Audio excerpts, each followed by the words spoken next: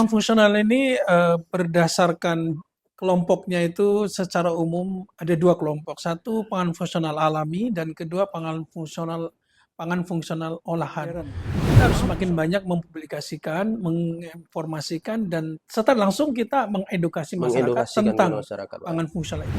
Kekeliruan pangan apa? Ya pangan-pangan yang sehari ini dipasarkan di misalnya toko-toko instan, kedai-kedai instan, saya tidak ingin menyebut nama gitu.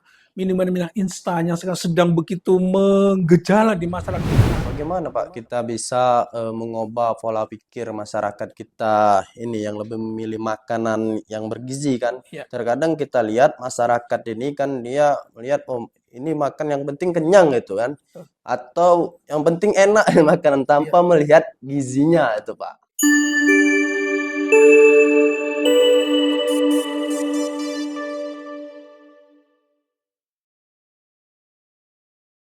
Assalamualaikum warahmatullahi wabarakatuh. Waalaikumsalam warahmatullahi wabarakatuh. Kembali lagi bersama kita Grownesia, tumbuh bersama untuk Indonesia. Perkenalkan, nama saya Tino, saya selaku pembawa acara pada hari ini. Dan di samping saya sudah hadir materi kita hari ini, Bapak Dr. Insinyur Mukhtaruddin Musiri, MP.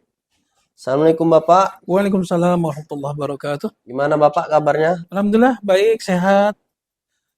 Baik Sobat Tani, beliau ini adalah seorang akademisi bidang pangan yang mana memang ahli di bidangnya sesuai dengan pembahasan kita pada hari ini yang mana kita membahas mengenai pangan fungsional. Bapak mungkin di sini Bapak Sobat Tani sini mungkin masih banyak belum tahu mengenai pangan fungsional Bapak. Boleh dijelaskan Bapak secara singkat mengenai pangan fungsional? Baik, pangan fungsional itu adalah pangan yang di samping memiliki dan memenuhi kebutuhan dasar gizi, pangan tersebut memiliki satu atau lebih manfaat kesehatan bagi yang mengkonsumsinya.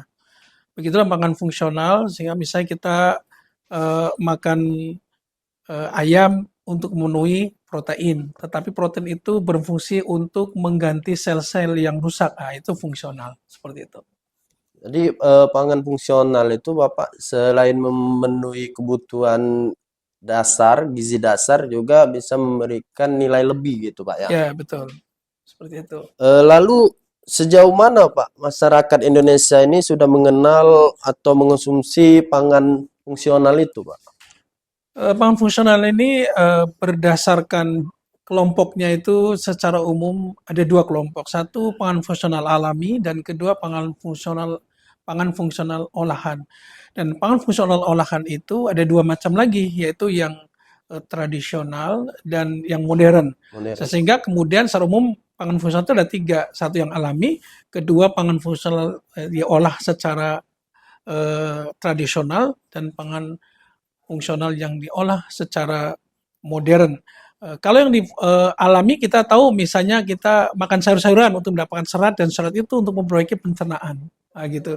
Di samping kebutuhan untuk kita memang butuh serat secara gizi, tetapi secara fungsinya itu adalah serat itu untuk memperbaiki pencernaan kita. Jadi saluran pencernaan kita jadi bersih, jadi proses pencernaan menjadi optimal dan sebagainya. Nah, misalnya kita makan sayur. Kedua, kita misalnya makan vitamin, buah-buahan. Di dalamnya ada vitamin.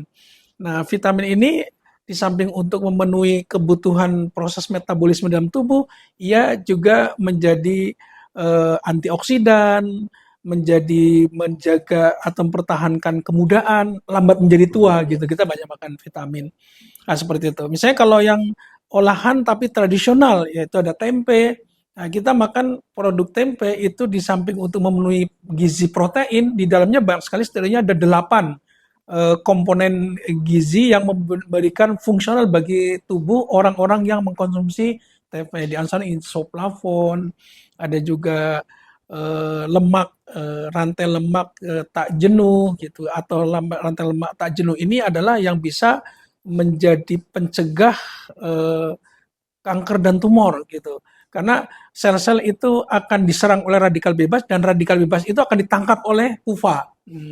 Jadi PUFA itu polyunsaturated acid. Jadi lemak yang memiliki rantai tak jenuh. Tak jenuh itu artinya dia masih bisa mengikat yang lain. Apa yang diikat? Itulah radikal bebas. Sehingga radikal bebas tidak sempat merusak sel-sel tubuh kita untuk menjadi kanker dan tumor. Nah, itu contoh eh, pangan fungsional yang diolah secara tradisional, tempe. Lalu kemudian ada pangan tradisional yang diolah secara modern, misalnya Yakult, minuman dalam ini. Di dalam Yakult itu di samping kita minum, kita juga mengkonsumsi bakteri. Dan bakterinya banyak, tapi bakteri-bakteri yang baik untuk hidup bersama di dalam tubuh kita dan membantu kesehatan kita. Di antaranya juga membantu pencernaan dalam tubuh, khususnya dalam usus halus. Jadi di dalam Yakult itu ada Lactobacillus shirota, ada Bifidobacterium yang itu bagus untuk kita. Nah, itulah jenis-jenis pangan fungsional. Dan ini saya kira masyarakat kita sudah mengkonsumsi, hanya saja mungkin mereka belum tahu bahwa mengkonsumsi yang contoh-contoh sebagian yang saya sebutkan itu adalah merupakan pangan fungsional yang di samping mencukupi kebutuhan gizi dasarnya, dia juga memberikan manfaat kesehatan bagi orang-orang yang mengkonsumsinya. Seperti itu. Berarti masyarakat kita ini sebenarnya sudah mengonsumsi Pak ya dari pangan fungsional itu. Cuman sebenarnya tetapi eh, mungkin minimnya pengetahuan Pak atau eh, bahwasannya yang sudah dikonsumsinya itu adalah pangan fungsional itu sendiri. Ya. Seperti tempe tadi Pak. Ya, dan intinya adalah kita harus semakin banyak mempublikasikan, menginformasikan, dan setelah langsung kita mengedukasi masyarakat Mengedukasikan tentang masyarakat Pak. pangan fungsional itu. Seperti itu. Itu. Ya. Lalu Pak, bagaimana Pak peran pangan fungsional itu dalam mengatasi masalah kesehatan masyarakat Pak, seperti obesitas, Ya. diabetes atau malnutrisi itu Pak? Ya, beberapa penyakit kalau obesitas kan bukan penyakit ya, tapi dia hanya semacam pertumbuhan yang tidak terlampau diinginkan pada orang tertentu, tapi pada waktu tertentu sangat diperlukan. Misalnya kita kalau melihat balita, balita tuh bawah 5 tahun ya, kalau dia tuh gembil pipinya kita enak tuh nyemil gantengnya, cantiknya gitu. Nah di situ ada memberi kesenangan pada keluarga, pada orang tuanya, pada orang-orang gitu. Ada fungsinya itu gemuk itu pada, Iya. tapi yang belum obesitas. Kalau diteruskan menjadi obesitas, jadi itu bukan penyakit. Tapi kalau penyakit itu misalnya tadi diabetes gitu atau anemia gitu yang akut gitu dan cuci darah itu Cuci adalah sebab darah tuh. penyakit. Nah, itu adalah kekeliruan di dalam mengkonsumsi pangan dan pola pangan. Kekeliruan pangan apa? Ya pangan-pangan yang sehari ini dipasarkan di misalnya toko-toko instan, kedai-kedai instan, saya tidak ingin menyebut nama gitu. Minuman-minuman instan yang sekarang sedang begitu menggejala di masyarakat kita, itu pada dasarnya kalau itu diikuti dengan emosional gitu kan. Ya misalnya ngopi, kalau mungkin sekali-kali tidak masalah. Tapi kalau sudah tiap pagi ngopi di pinggiran Sungai Musi gitu, kesannya ada sensasinya.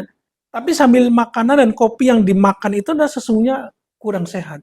Dalam terminologi barat itu disebut junk food, dia tuh makanan sampah gitu kan.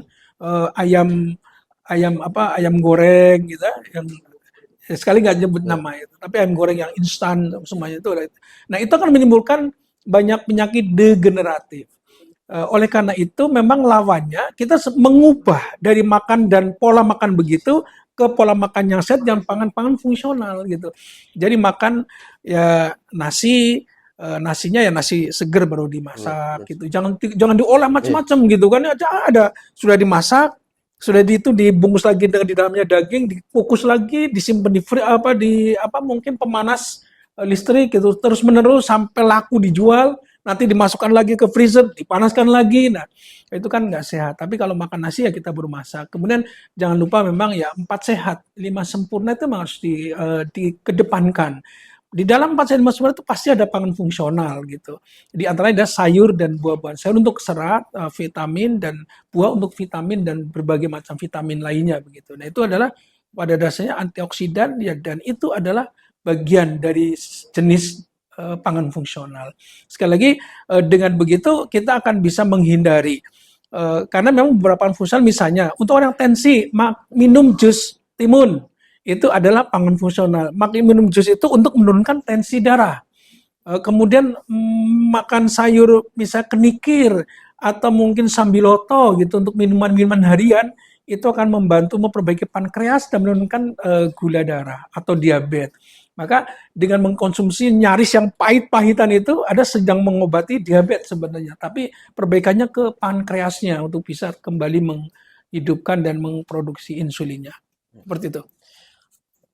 Lalu Pak, bagaimana Pak kita bisa mengubah pola pikir masyarakat kita ini yang lebih memilih makanan yang bergizi kan? Ya. Terkadang kita lihat masyarakat ini kan dia melihat oh ini makan yang penting kenyang gitu kan, atau yang penting enak makanan tanpa melihat gizinya itu Pak. Ya.